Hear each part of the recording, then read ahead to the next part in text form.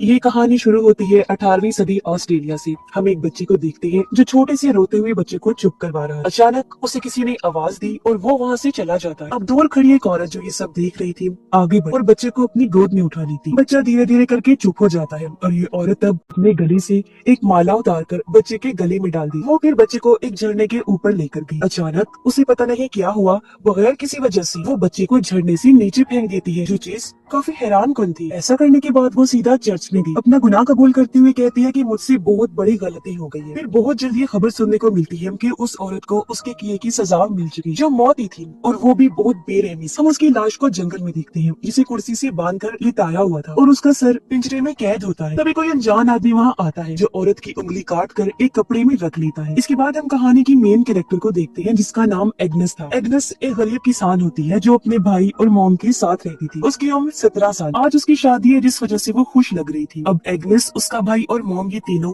अपना सामान एक मालगाड़ी में रख के दूसरे गांव जा रही होती हैं। ये सब कुछ उसके होने वाले हस्बैंड के लिए हो रहा था। ये लोग जब उसके घर पहुंचे तो पता चला कि शादी की तैयारियां तो अरूज पर है। एग्नेस की शादी जिस आदमी से हो रही थी उसका नाम वुल्फ होता है। गांव वाली खुशी से एग्नेस को अपने हाथों पर उठा लेते हैं, जिससे उसे भी काफी खुशी हुई। अब वुल्फ की मॉम एग्नेस को एक एप्रन पहनाती है, जिसके बाद उसके हाथ में एक बच्चे जैसा पुतला पकड़ा दिया जाता है, जो देख एग्नेस समेत सभी काफी खुश नजर आते हैं। दरअसल ये करके उसे समझाने की कोशिश की जा रही थी कि शादी के बाद वो अच्छी वाइफ बने, अपने घर के सब काम कर सके, साथ ही उसे एक और जिम्मेदारी भी मिल जाएगी जो उसके बच्चे की होगी जब वो माँ बनी। खैर उन दोनों की शादी हो जाती है और जब लोग जश्न मनाते हुए नाच गाना कर रहे थे तो वो एग्नेस को कहता है कि चलो मेरे साथ, मैं तुम्हें कुछ खास दिखाता हूँ। वो उसे सरप्राइज देना चाहता था। उसकी आंखों पर पट्टी बांधता है और उसे एक नए घर में लेकर आता है, जो देख एग्नेस हैरानी से कहती है, लेकिन मुझे तो लगा था मैं तुम्हारी माँ के साथ रहूंगी। वुल्फ जवाब देता है कि वो घर मेरे भाई को मिलेगा, जिस वजह से मैंने अपने जमा किए हुए पैसे और कुछ उधार पकड़कर ये घर खरीदा। एग्नेस ये सुनकर काफी फिक्रमंद हो जाती है।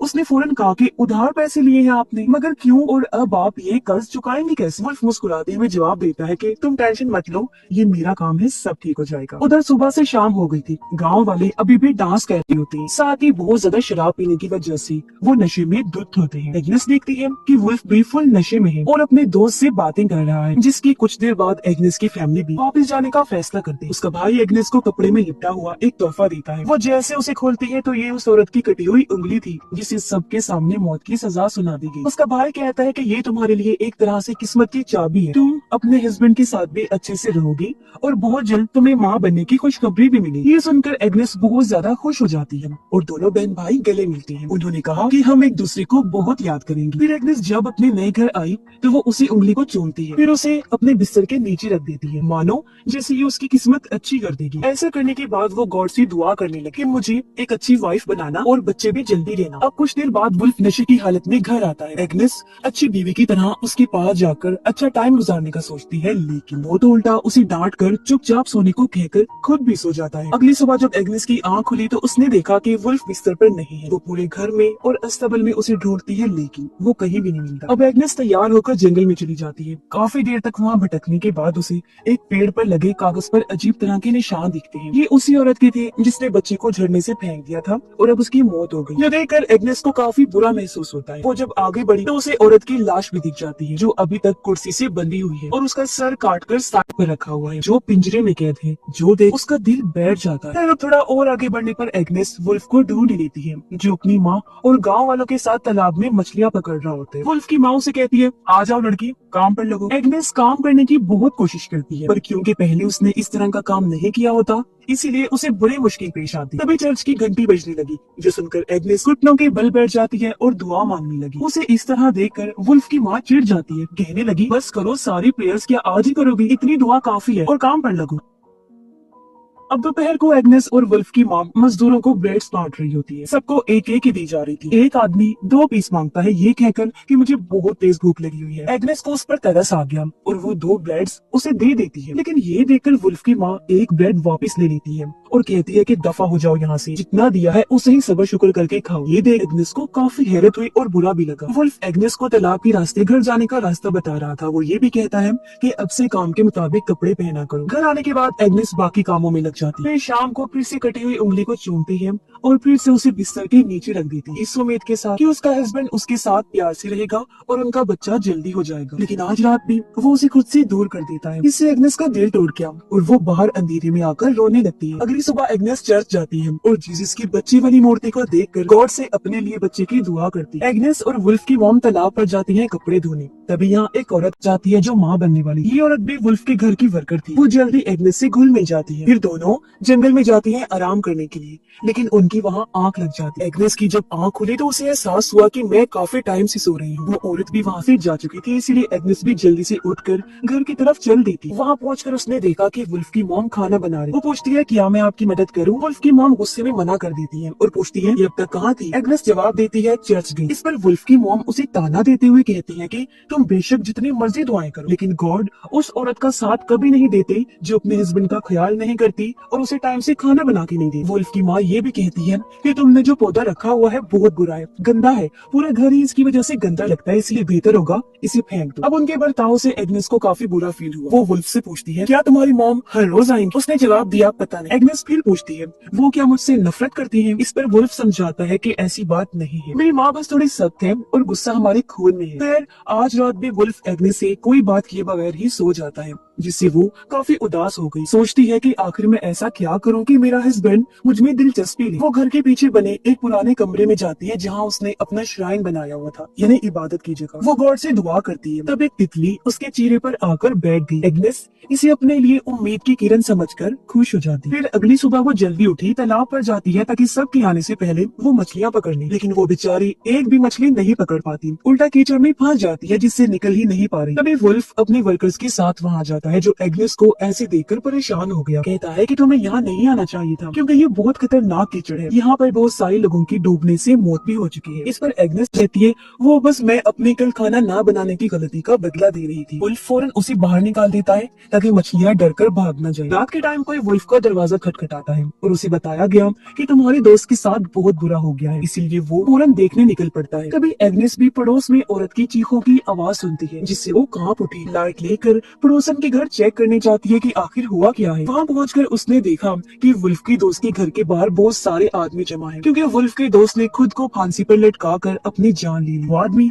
उसकी लाश को लेने आए और उसकी मॉम रो रही और आदमियों से मिन्नतें कर रही थी कि प्लीज इसे मत लेकर जाओ, लेकिन कोई उसकी बात नहीं सुनता। वो उसकी लाश को एक कैरेज पर रखकर वहाँ से ले जाते हैं। ये सब देखकर एग्नेस काफी डर गई। वो सही में हुई घर लौट आती है, दुआ करने लगी कि मैं हमेशा हर बुराई से बची रहूं। अगले दिन वहाँ पर फादर आए। वो कहते हैं कि वुल्फ के दोस्त की लाश को दफन नहीं करना क्योंकि अपनी जान लेना बहुत बड़ा गुनाह है। शुरुआत में जिस औरत ने बच्चे को झरने से फेंका था वो उसका अपना ही बच्चा था, लेकिन उसने तो अपना गुनाह कबूल कर लिया था, तो उसे फिर भी तकरीबन माफ कर दिया गया। माफी भी किया कि दर्दनाक मौत तो फिर भी उसे दी गई, लेकिन क्योंकि उसने अपना गुनाह कबूल कर लिया था इसलिए उसकी आत्मा हेवन यानी जन्नत में जाएगी। और वुल्फ की दोस्त ने खुद अपनी जान लेकर इतना बड़ा गुनाह किया कि उसकी आत्मा गुम हो गई है और वो पक्का हेल यानी जहन्नुम में ही जाएगी। चर्च से बाहर आने के बाद एग्नेस देखती है कि वुल्फ की दोस्त की लाश को बाकी गुनाहगारों की लाशों के साथ सड़ने के लिए कूड़े में फेंक दिया है। अगले दिन एग्नेस जब खेतों में काम कर रही थी तो उसे फीमेल वाला मसला हो जाता है, जिससे वो बेचारी मायूस होकर रोने लगती है क्योंकि उसने माँ बनने की दुआ की।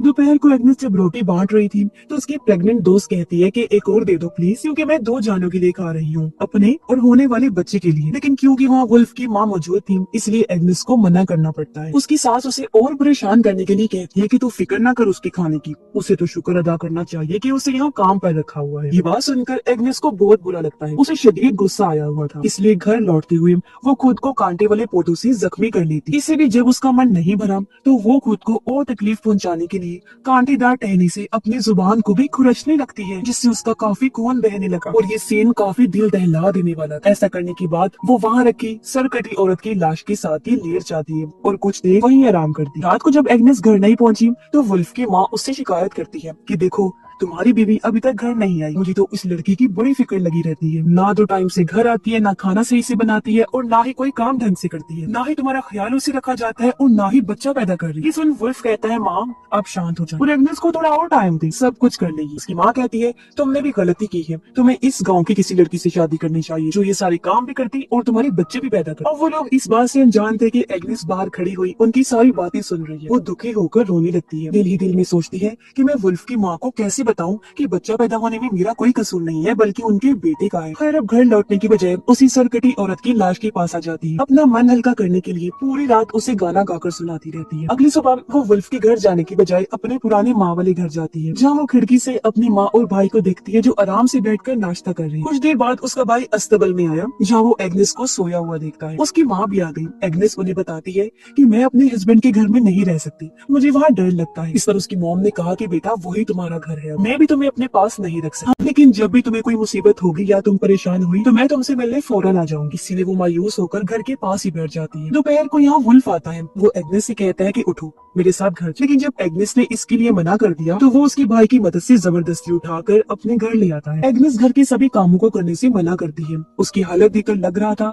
जैसे वो अंदर से टूट चुकी है। वो पूरा दिन या तो सोती रहती है या फिर दुआएं करती रहती है। उसकी सास काफी गुस्से में उसे कहती है, लड़की ये ड्रामे बंद करो और अपनी तबीयत ठीक करो। लेकिन एग्नेस, जिसके अंदर जीने की अब कोई उम्मीद नजर नहीं आ रही थी, कोई जवाब नहीं दिया। वुल्फ की माँ उसके कपड़े बदलने लगी ताकि उसे डॉक्टर के पास लेकर जाए। तब गुस्से में वो कपड़े छीन कर खुद पहनती है। फिर चेकअप करवाने के बाद अकेले ही घर की तरफ जाने लगती है। तभी उसे रास्ते में एक अनजान छोटा सा बच्चा मिलता है, जिसे देखकर वो काफी खुश हो गई। फौरन उसे गोद में उठा लेती है। वो सोचती है कि मेरी दुआ कबूल हो गई है और ये गॉड की तरफ से मेरे लिए गिफ्ट है। वो उसे लेकर घर आ जाती है, मगर वुल्फ की माँ को काफी गुस्सा आ जाता है। उसने कहा कि इस बच्चे को तुम वापस वहीं छोड़कर आओ जहाँ से लेकर आई हो। इसके माँ बाप इसे ढूंढ रहे हो। अब उस बेचारी के पास बात मानने के अलावा और कोई रास्ता नहीं था, इसीलिए वो बच्चे को वहीं छोड़ आती। उसे यकीन होता है कि उसके माँ बाप जरूर आएंगे। फिर घर आकर वो बच्चे के लिए खूब दुआएं करती। जैसे ही रात हुई वुल्फ गांव वालों के साथ मौज मस्ती करने और शराब पीने में मगन होता है। उसे अपनी बीवी की जरा परवाह नहीं थी, जो डिप्रेशन में डूबी हुई थी, अपने बिस्तर पर लेटी हुई। एक बार फिर वो कटी हुई उंगली निकालती है, उसका खून चाट कर गॉड से दुआएं करने लगती। अब कुछ ही देर बाद वो कांपते हुए नीचे गिर गई और उसे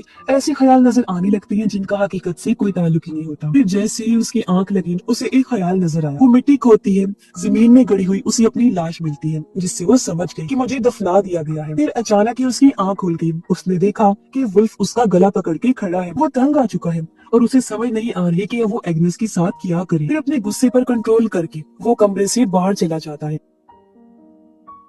अब काफी टाइम के बाद वो वापस आया। एग्नेस की हालत देखकर सोचता है कि इसे फिर से डॉक्टर के पास लेकर जाना चाहिए, लेकिन एग्नेस उसे कहती है कि इसकी जरूरत नहीं, क्योंकि मेरा टाइम आ चुका है। तुम बस फादर या प्रीस्ट को बुला लो ताकि मैं अपने गुनाह कबूल कर सकूं। ये सुन वुल्फ काफी परेशान हो गया और फौरन वहाँ से बाहर निकल पड़ता है। कुछ देर के बाद वो वापस आया। एग्नेस को बताता है कि फादर घर पर नहीं है और अब उनसे कल ही मुलाकात हो। एग्नेस को काफी फिक्र होने लगी कि कहीं ऐसा ना हो कि मैं अपने गुनाह कबूल किए बगैर ही मर जाऊं और मेरी आत्मा हेल में जाए। वो सच बताती है कि हाँ, मैंने चूहे मारने वाला जहर खाया। ये सुन वुल्फ बहुत घबरा जाता है और उसे उल्टी करने पर मजबूर करता है। खुशकिस्मती से ठीक टाइम पर जहर उसके अंदर से निकाल देता है। कुछ टाइम के बाद वुल्फ की माँ वहाँ आती है। उसने देखा कि एग्नेस जिंदा तो है लेकिन बहुत कमजोर हो गई है, इसीलिए वो एग्नेस की मदद करते हुए उसे कपड़े पहनाती और वुल्फ उसे उठाकर उसकी माँ के घर ले जाता है। वो एग्नेस की माँ अपनी सास को बताता है कि इसने चूहे मारने वाला जहर खाया है और मेरा मानना है कि इस पर किसी शैतान का साया है। मुझे लगता है कि इसका यहाँ रहना जरूरी है, सुकून से अपनी माँ के घर, बजाय इसकी कि वो जबरदस्ती मेरे घर में रही। जिसके बाद वो अपनी वाइफ को अलविदा कहकर वहाँ से चला जाता। अगली सुबह हम देखते हैं कि एग्नेस पहले से बेहतर हो गई है और अपने कमरे की साफ सफाई करती, फिर तैयार होकर अपने घर वालों को अलविदा कहकर घर से निकल जाती है। वो जंगल में पहुंची जहाँ उसे बच्चों का एक ग्रुप नजर आया जो खेल रहे थे। एक बच्चे से पूछती है, क्या तुम मुझे यहाँ के श्राइन के बारे में बता सकते हो, मैं तुम्हें पैसे दूँ। बच्चा इसके लिए मान गया और जब ये दोनों श्राइन तक पहुँचे तो एग्नेस उसे कहती है कि तुम भी मेरे साथ दुआ करो। बच्चा मान गया और ये दोनों श्राइन के अंदर जाकर दुआ करने लगती है। लेकिन अब अचानक एग्नेस लड़की की गर्दन में चाकू घुसा देती है, जिससे वो जख्मी होकर नीचे गिर गया। एग्नेस उसे पकड़ लेती है। बच्चा गिड़गिड़ाता है, प्लीज मुझे मत मारो, लेकिन वो कई बार चाकू से वार करके उसकी जान ले लेती। फिर उसकी लाश को देखकर कहती है, अब तुम गुनाह नहीं करोगी, तुम बच्चे भी थे इसलिए गॉड की नजर में तुम एक फरिश्ता बन चुके। फिर वो चर्च गई। अगले दिन फादर से मिलने की बात करती है। रात में वो अपने बाल काट लेती है और अगले दिन फादर के सामने अपने सभी गुनाहों को कबूल करने लगी कि मैं सबसे पहले अपने हस्बैंड को खुश नहीं कर सकी। फिर मैंने अपनी सास के बारे में उल्टा सीधा सोचा, अस्तबल के जानवरों की भी देखभाल नहीं कर सकी और कोई काम ठीक से ना करके अपने इन लोगों पर मुसीबत लाई। आगे वो कहती है, मैंने एक अच्छी बीवी बनने की बहुत कोशिश, लेकिन मैं नाकाम रही और मैंने यही सोचकर चूहे वाला जहर खा लिया था कि कोई मेरी मदद नहीं कर सकता। इनके अलावा मैंने एक और बड़ा गुनाह किया किया, मैंने एक बच्चे को मार दिया, ऐसा मैंने इसलिए किया कि शायद वो बच्चा गुनाह नहीं करेगा और मेरी आत्मा को भी सुकून मिल जाएगा। ये सब बताते हुए एग्नेस रो रही थी और अब वो गिड़गिड़ाते हुए गॉड से दुआ करती है कि प्लीज मुझे हेल में मत भेजना, मैं माफी मांग रही हूँ तो इसे कबूल कर लीजिए। उसकी पूरी बात सुनकर फादर फैसला करते हैं कि इसके गुनाहों को पाक करें। उन्होंने एग्नेस को कहा कि गॉड ने तुम्हें माफ कर दिया है, जो सुनकर एग्नेस को बहुत सुकून मिलता है। वो एक साथ हंसने और रोने लगती, जैसे उसके दिल से कोई बहुत बड़ा बोझ उतर गया हो। फिर अगले दिन लोग पेड़ों पर उसके गुनाहों की तस्वीरें भी लगाते, जैसे वो पहले भी करते थे। एग्नेस को फिर जानवरों की खाल पहनाकर रेड़ी पर डालकर पूरे गांव में फिराया जाता। फिर उसे वहां ले आए जहाँ उसे मौत के घाट उतारा जाना। उसे एक कुर्सी पर बिठाकर चेहरे पर मास्क डाल दिया जाता है। इन लोगों में वुल्फ भी था, जो काफी दुखी नजर आता है, रो रहा था। एग्नेस इस चीज को कबूल करते हुए एक धीमा और सुकून सा गाना गाने लगती है, जिसके बाद ही उसका सर काट दिया गया। अब वहाँ खड़े लोगों का मूड अचानक से बदल गया, वो सब खुश होने लगते। फिर एग्नेस की गर्दन से निकलने वाला खून एक बाल्टी में जमा किया जाता है और लोग पैसे दे देकर अपने कप्स और ग्लास को भरने लगते ताकि पी सके, क्योंकि उनका मानना था कि उसने अपने गुनाहों को कबूल किया, उसकी दुआ और माफी कबूल हुई, इसलिए उसका खून प्योर है, पाक है और उसका खून उनकी जिंदगी में खुशहाली लाएगा और अच्छी किस्मत देगा। अब गांव वाले खुशी से झूम उठे, नाचने लगते, जबकि एग्नेस का सर एक पेड़ पर लटका दिया जाता है। और एग्नेस की कहानी के खात्मे के साथ ही ये फिल्म भी इधर ही खत्म हो जाती है।